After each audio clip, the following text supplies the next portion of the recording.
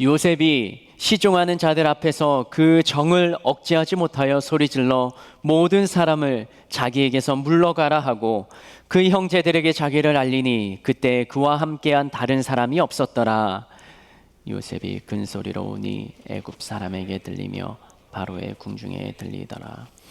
요셉이 그 형들에게 이르되 나는 요셉이라. 내 아버지께서 아직 살아 계시니까.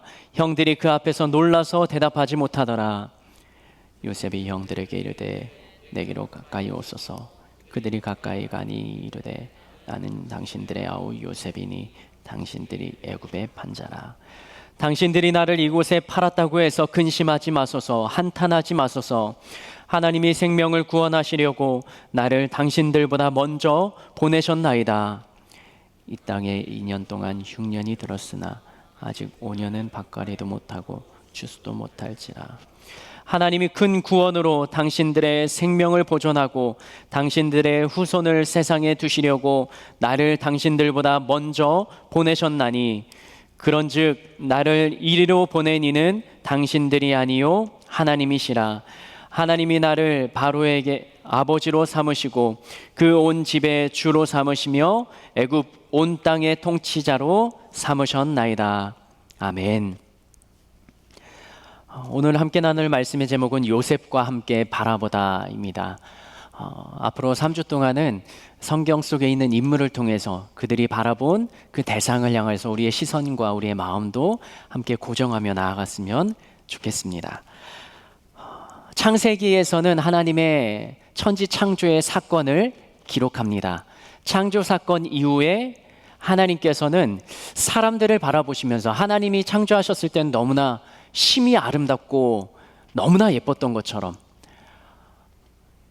그런데 그 동일한 사람들을 바라보면서 하나님께서는 굉장히 불편한 마음을 표현하셨던 그런 기록이 있습니다. 그것은 바로 노아 시대에 하나님께서 하셨던 말씀인데요. 여기서 하나님이 사람들을 바라보시면서 불편하셨다라는 표현은 제가 쓴 표현인데 그 불편의 감정은 이렇습니다. 내가 올바르게 살아가면 불편하게 여겨지는 것들은 올바른 선에서 벗어나 있는 것들이 나를 불편하게 합니다. 때로는 내가 그릇된 길에 서 있으면 나를 바른 길로 옮겨 놓으려고 하는 그러한 장치들이 나를 불편하게 한다라는 것이죠. 하나님께서 거룩하시고 하나님께서 진리이신 그분이 바라보시기에 불편한 사람들의 모습이 무엇이었냐면 이것입니다. 창세기 6장 5절에서 7절 말씀인데요. 같이 한번 읽어보도록 하겠습니다. 시작. 여호와께서 사람의 죄악이 세상에 가득함과 그의 마음으로 생각하는 모든 계획이 항상 악할 뿐임을 보시고, 하나님께서는요 사람들에게 죄악이 있고 그들의 마음대로 행동하는 것을 악하다라고 표현하십니다. 이것이 성경에서 기록하는 악이에요. 하나님께서 하나님의 백성들에게 이렇게 살아가라 라고 율법을 주신 것은 모세가 출애굽한 이후 시내산에서 하나님이 율법을 하나님의 사람들에게 주십니다. 그러나 하나님이 율법, 이것은 해라 이것은 하지 말아라, 너희가 지킬 규례는 이거다라고 말씀하시기 이전부터 하나님께서는 또 하나님의 사람들은 그들이 살아갈 규칙과 그들이 살아갈 율법이 말씀하진 않으셨지만 있었다라는 것이죠. 그런데 노아 시대 사람들은 죄악이 가득했고 그들의 마음으로 생각하는 모든 게 항상 악했다. 그래서 6절 말씀 7절 말씀 하나님은 이렇게 기록하십니다. 시작. 땅 위에 사람 지으셨음을 한탄하사 마음에 근심하시고 이르시되 내가 창조한 사람을 내가 지면에서 쓸어버리되 사람으로부터 가축과 기는 것과 공중의 새까지 그리하리니 이는 내가 그것들을 지었음을 한탄함이니라 하시니라. 하나님께서 심판을 내리셨던 이유는 하나님의 옳음, 하나님의 거룩함에서 사람들이 벗어났기 때문입니다. 그것을 바른 길을 사람들이 불편하게 여겼기 때문에 죄가 그들의 마음속에서 관영했기 때문에 하나님은 그 사람들을 심판하시고 다시 한번 세워가시는데 그 노아의 심판에서 살아남았던 사람들이 몇 명이라고요? 8명이라고 기록합니다. 노아와 노아의 가족들. 그들로부터 다시 한번 하나님께서는 노아는 하나님께서 의인이라고 불렀던 사람이고 하나님께서 택하신 사람이었지만 그의 후손들이 살아가는 모습 가운데 여전히 노아 시대 사람들처럼 죄가 관영한 모습이 펼쳐집니다. 그래서 그 사람들 중에 한 사람을 택하여서 다시 한번 하나님의 백성, 민족들을 구성하기를 원하시는데요. 그 사람의 이름이 바로 아브라함입니다. 아브라함에게 하나님이 약속하십니다. 내가 너로 인하여 너의 씨로 말미암아 하늘의 별같이 바다의 모래같이 풍성하게 큰 민족이 되게 하리라 약속을 주시고 언약을 내리시는데, 그런데 아브라함 그리고 아브라함의 아들 이삭, 이삭의 아들 야곱까지 내려가는데 이 가족들의 숫자를 보니까 그렇게 민족이라 불릴 만큼 거대해지지 않는 거예요. 민족이라고 할만하면 한민족이라 부르는 우리들의 표현을 보면 민족은 몇십 명, 몇백 명으로는 민족이 이루어지지 않는 거잖아요. 그런데 아브라함, 이삭, 야곱, 이 야곱의 가족들의 마지막 숫자를 보니까 70명이었습니다. 그런데 이 70명에서 애굽 출애굽할 때 430년이 지나서 몇 명으로 늘었다고요? 출애굽 인원은 대략 200만 명으로 세워져 갑니다. 이 야곱 이후에 민족이 시작되는 그 과정 가운데 있었던 한 사람이 바로 우리가 읽었던 성경 본문에 등장하는 주인공입니다. 그 사람은 요셉이죠. 요셉의 부모가, 요셉이 애굽의 총리가 됩니다. 애굽에서 바로 다음에 2인자가 되고요. 그 2인자의 자리에서 자신의 가족들을 이 애굽 땅에 이주해서 살게 합니다. 그 온 사람들이 70명이고요. 그 암흑의 지역, 하나님을 믿고 섬기지 않았던 애굽이라는 땅에서 하나님은 하나님의 민족을 세울 430년 그리고 200만 명이나 되는 민족을 애굽 이방 땅에서 진행하시게 됩니다. 그러면서 모세를 세워서 그 다음에 출애굽 사건이 이어지는 거잖아요. 여기까지 제가 했던 성경의 스토리 중에 긴가민가하고 가물가물한 사람이 있다면 다음 주부터 시작되는 구약의 파노라마에 들어오십시오. 그러면 성경의 스토리를 다시 한번 쫙 훑을 수 있습니다. 모세에게 하셨던 말씀 중에 이 표현이 있습니다. 출애굽기 3장 6절 말씀. 누구의 하나님, 누구의 하나님, 누구의 하나님. 이 세 명이 누군지 아십니까? 같이 한번 읽겠습니다. 시작. 또 이르시되 나는 내 조상의 하나님이니 아브라함의 하나님, 이삭의 하나님, 야곱의 하나님이라. 유대인들이 기도할 때 이 표현을 씁니다. 아브라함의 하나님, 이삭의 하나님, 야곱의 하나님. 그리고 성경 속에 나오는 사람들도 이 표현을 언급하기도 합니다. 왜 언급하냐면 이 세 사람에게는 하나님께서 약속을 주시고 언약을 주셨기 때문이에요. 아브라함에게는 처음에 갈대아 우르에서 나올 때 너로 큰 민족을 이루겠다, 내가 지시한 땅으로 가라 라고 약속의 언약을 주십니다. 그리고 이삭에게도 야곱에게도 하나님께서는 직접 나타나셔서 음성으로 말씀해 주십니다. 그런데 이 야곱의 아들, 오늘 본문의 주인공 요셉에게는 하나님이 말씀하셨다라는 내용을 성경은 기록하지 않습니다. 세 사람에게는, 아브라함, 이삭, 야곱에게는 하나님과 대면해서 정말로 하나님이 그에게 역사하실 것을 믿을 수 있을 만한 방법으로 나타나서 말씀하셨는데, 요셉에게는 하나님이 말씀하시지도 않고 나타나시지도 않고 요셉은 힘든 시간을 버텨냈다라는 것이죠. 그런데 요셉의 인생의 스토리 가운데 따라가다 보면 요셉은 자신의 믿음, 그리고 하나님을 향한 흔들리지 않는 믿음을 소유하고 그것을 지켜낸 것을 요셉의 삶을 통해 살펴볼 수가 있습니다. 때로는 우리의 신앙에 무언가 도전이 되고 하나님을 믿을 만한 큰 사건이 나에게 있었으면 좋겠다라고 다짐하고 원하는, 기도하는 사람들, 청년들이 있을 것입니다. 그러나 요셉의 삶을 보면 하나님이 그를 만나주시고 대면하신 적이 없어도 그는 믿음을 지켜나갔습니다. 이 요셉은 어떻게 자신의 믿음을 지켜나갔는가? 하나님을 영적으로 체험한 경험이 없는데 그의 믿음은 어떻게 지켜나갈 수 있는가? 그리고 그는 어떻게 하나님의 사람이 되었을까? 이것을 통해서 요셉이 무엇을 바라봤는지, 그리고 우리도 그것을 함께 바라볼 수 있는 시간이 되었으면 좋겠습니다. 요셉에게 있었던 세 가지 사건으로 살펴보겠습니다. 요셉의 큰 사건 중에, 요셉이 믿음으로 반응했던 사건 중에 첫 번째는 무엇이냐면 보디발 장군의 아내와 있었던 일입니다. 이 사건은, 스토리는 우리가 너무나도 잘 알죠. 창세기 39장 6절 7절 같이 한번 읽겠습니다. 시작. 주인이 그의 소유를 다 요셉의 손에 의탁하고 자기가 먹는 음식 외에는 간섭하지 아니하니라. 노예로 그 집에 들어갔는데 이 요셉이 살아가는 게 보니까 잘 살아가는 거예요. 그리고 그의 삶에 판단하고 행동하는 거 하나하나가 결정이 지혜롭게 보이는 거예요. 그것을 보디발 장군은 하나님이 요셉과 함께 했다라고 표현합니다.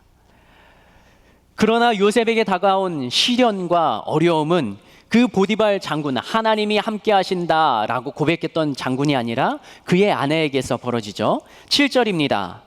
읽겠습니다. 시작. 그 후에 그의 주인의 아내가 요셉에게 눈짓하다가 동침하기를 청하니.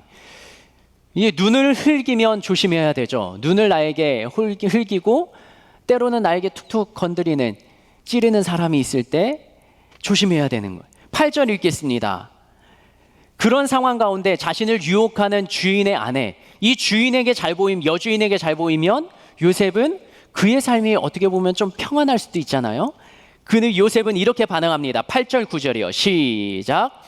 요셉이 거절하며 자기 주인의 아내에게 이르되 예, 주인이 집안의 모든 소유를 간섭하지 아니하고 다 내 손에 위탁하였으니 이 집에는 나보다 큰 이가 없으며 주인이 아무것도 내게 금하지 아니하였어도 금한 것은 당신뿐이니 당신은 그의 아내임이라.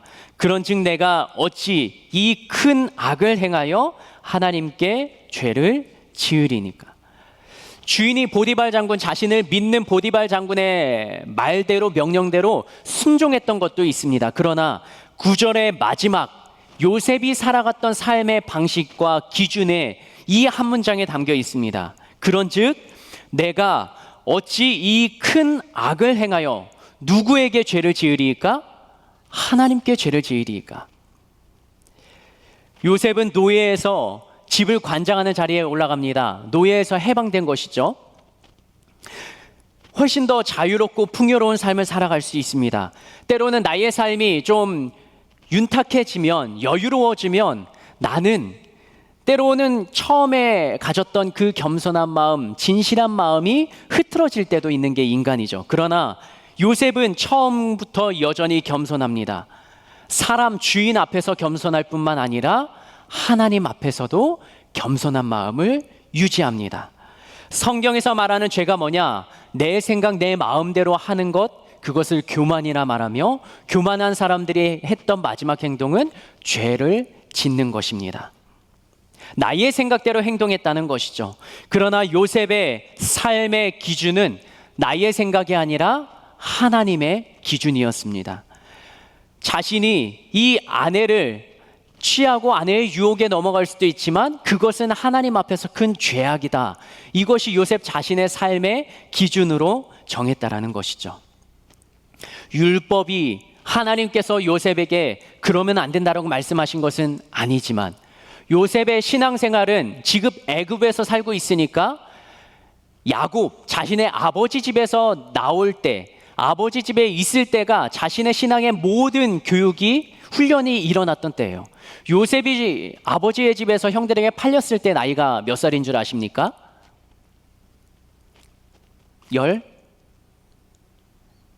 17살이요.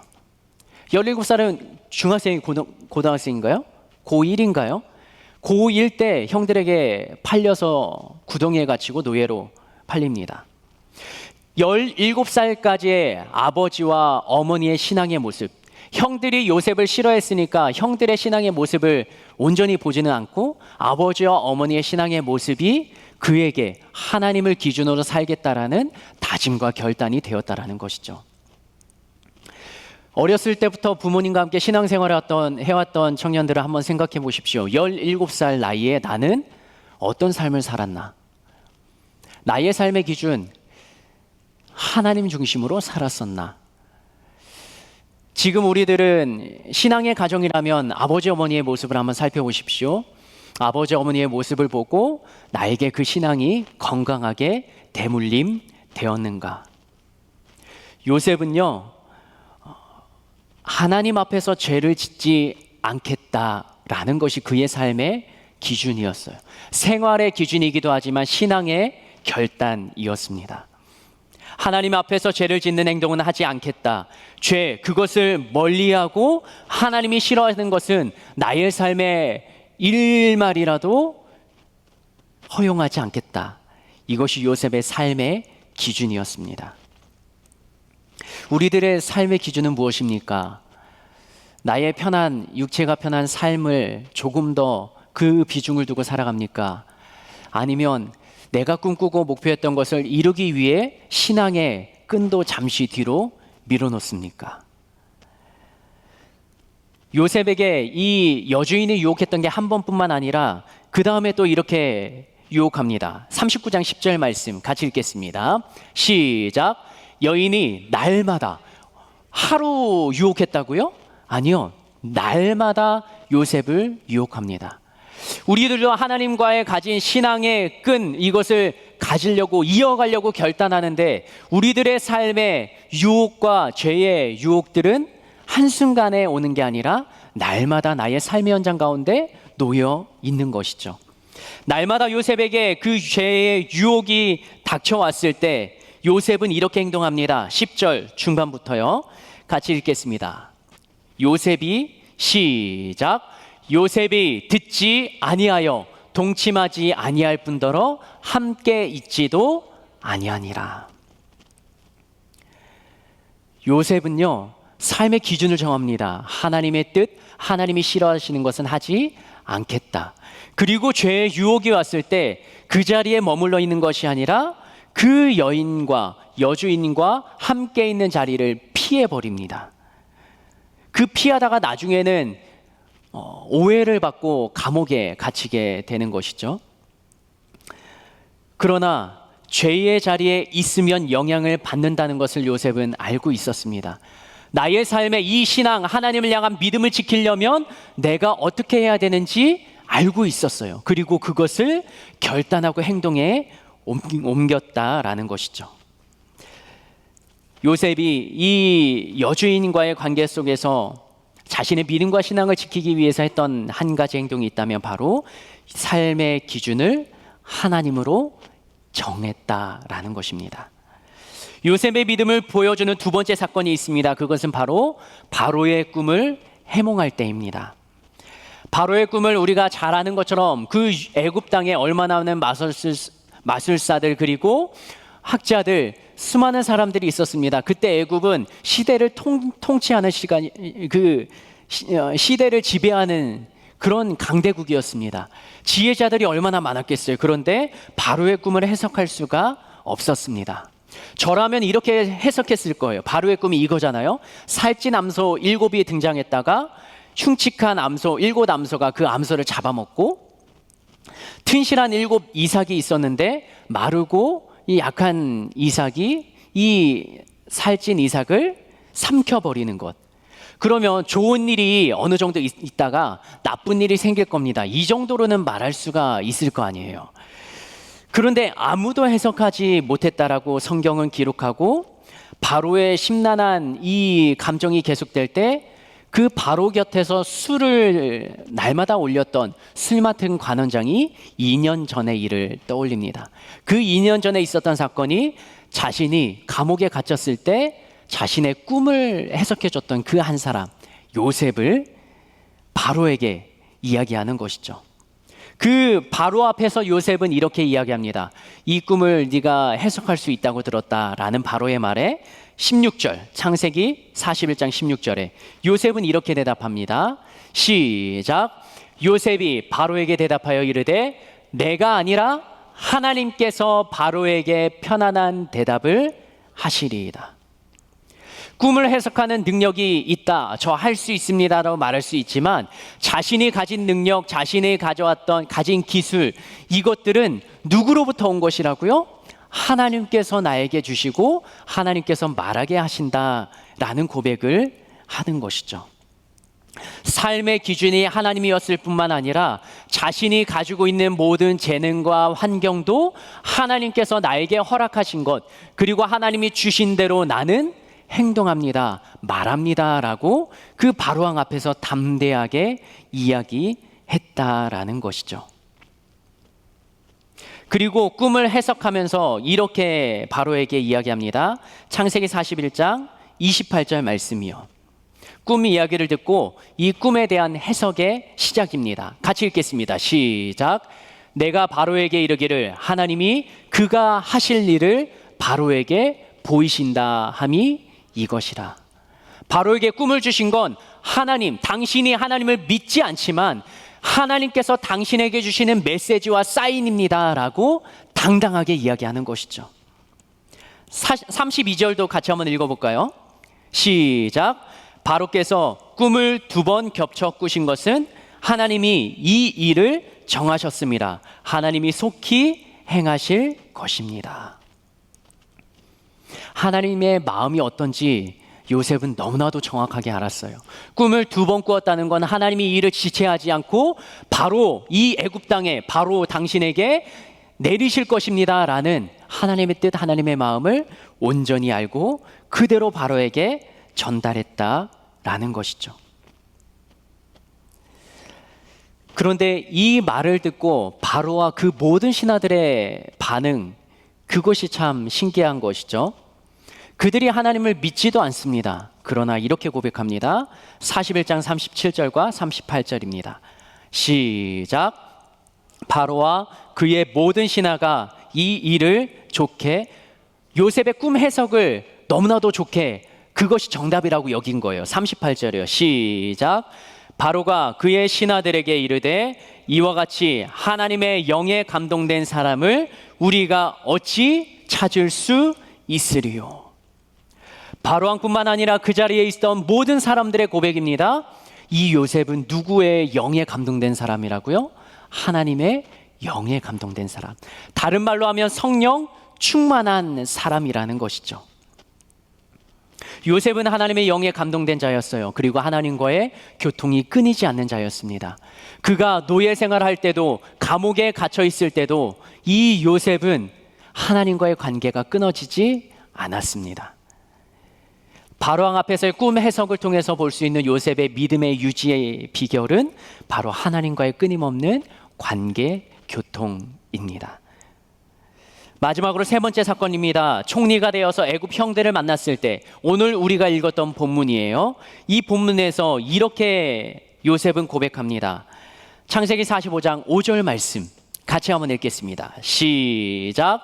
당신들이 나를 이곳에 팔았다고 해서 근심하지 마소서, 한탄하지 마소서. 하나님이 생명을 구원하시려고 나를 당신들보다 먼저 보내셨나이다. 19절 말씀, 20절 말씀도 같이 한번 읽어볼까요? 창세기 50장 19절. 창세기 50장 19절입니다. 그 형들을 대면하고 했던 그 다음의 이야기예요. 시작. 요셉이 그들에게 이르되 두려워하지 마소서, 내가 하나님을 대신하리이까.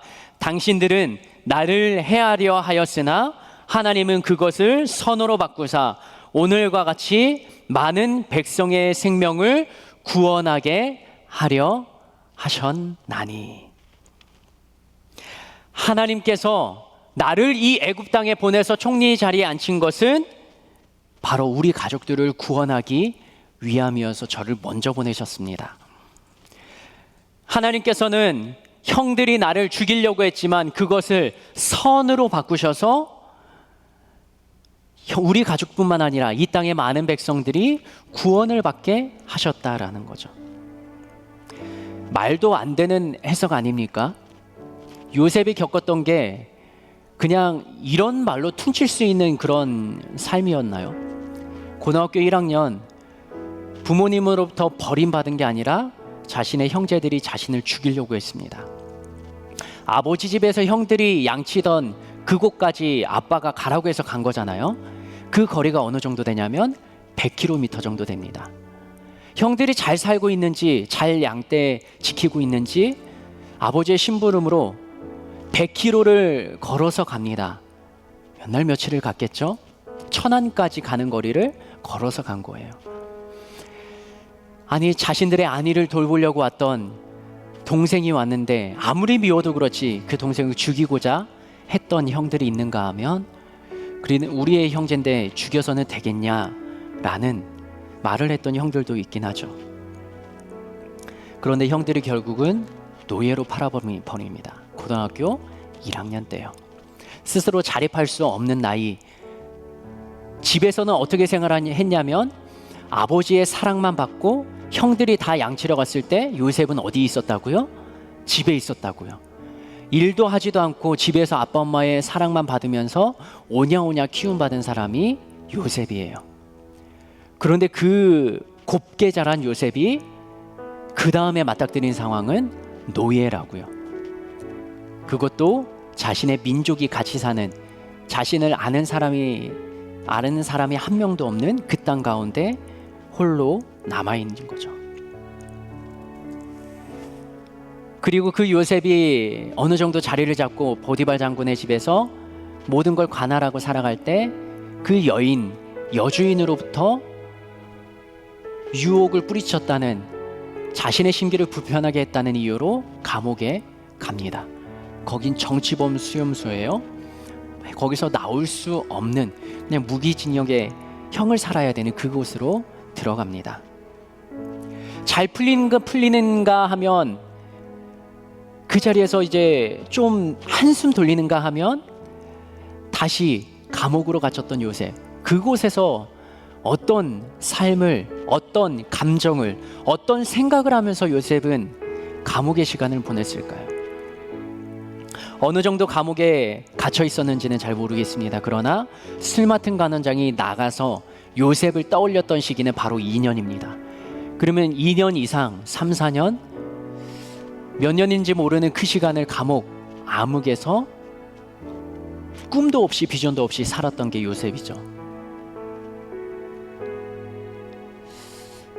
그런 요셉이 세 가지 자신의 믿음의 행보를 보입니다. 보디발 장군의 집에선 죄의 기준을 하나님의 뜻에 정하고 하나님 중심으로 살아가겠다, 삶의 기준을 정합니다. 그리고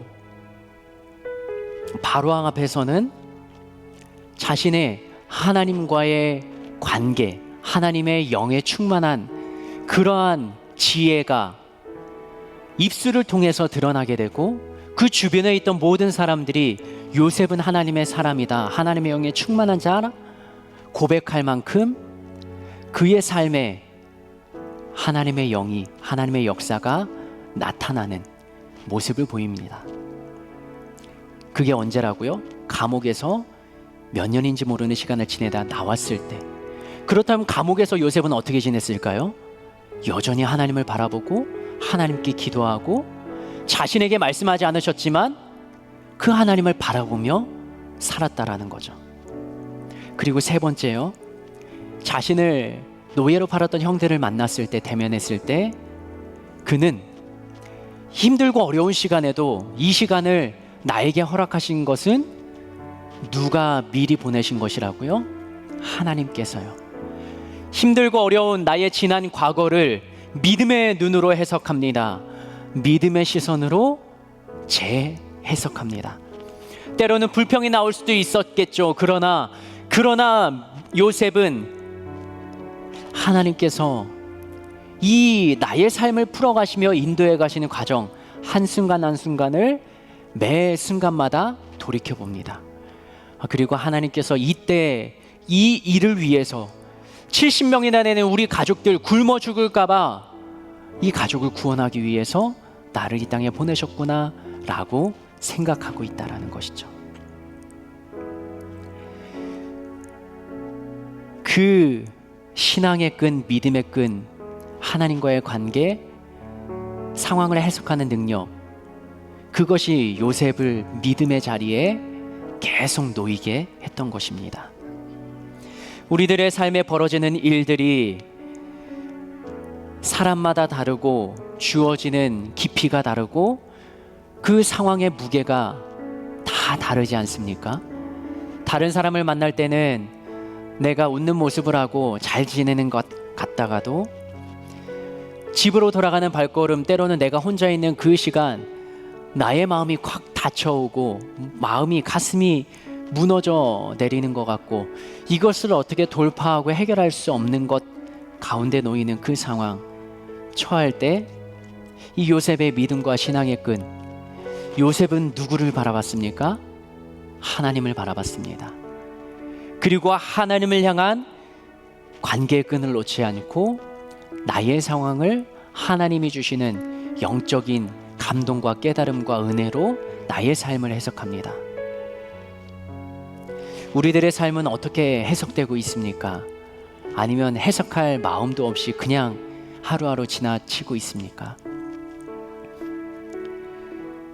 말씀으로, 믿음으로 도전하시는 하나님의 그 은혜가 오늘 나의 삶을 살아가는 힘과 원동력이 될 것입니다. 요셉이 바라보는 하나님, 그 하나님을 우리들은 어떻게 바라볼지 나의 삶 가운데 다시 한번 나의 삶을 되새겨보며 요셉의 세 가지 그런 삶의 기준, 삶의 방법, 삶의 자세를 나의 삶에 한번 적용해 보는 것은 어떨까요? 시간 한번 눈을 감아 보시기 바랍니다.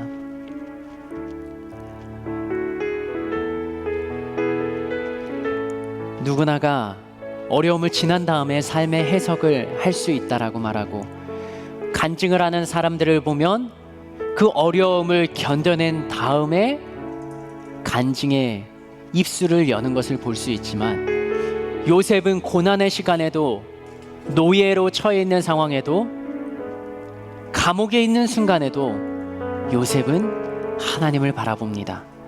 그게 꿈을 주신 하나님, 그 꿈을 이뤄내는 요셉의 한 삶의 모습이 되기도 합니다.